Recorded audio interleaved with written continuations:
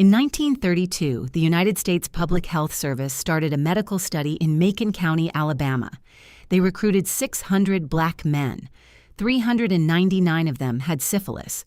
201 did not and were used as a comparison group. The men were never told they had syphilis.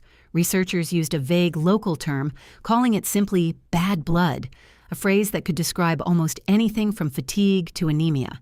In exchange for taking part, the men were promised free medical exams, free meals, and burial insurance, which was a meaningful incentive for poor farming families in the area at the time. What the men didn't know was the real purpose of the study. Researchers wanted to observe, in detail, what untreated syphilis does to the human body over an entire lifetime, all the way to death. That meant the study only worked if the men never received treatment. Their suffering wasn't a side effect of the research, it was the entire point of it. In 1943, just over a decade into the study, penicillin became available and was already known as a real, effective cure for syphilis. Doctors elsewhere were using it successfully every day. The men in the study were never offered it.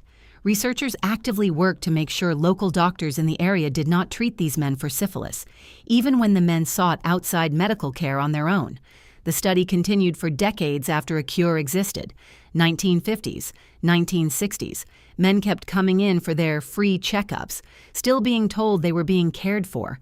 In reality, doctors were simply documenting their decline, watching blindness, heart damage, and other complications develop and worsen, all while writing it down for research data. It wasn't until 1972 that a whistleblower leaked details of the study to the press, and the story became national news for the first time. By the time the study finally ended that same year, 28 men had died directly from syphilis. About 100 more had died from related complications. Dozens of wives had been infected. Several children had been born with congenital syphilis as a direct result. A government review panel examined the study afterward and concluded plainly that it was ethically unjustified, stating that the risk to the men involved had far outweighed anything gained from the research.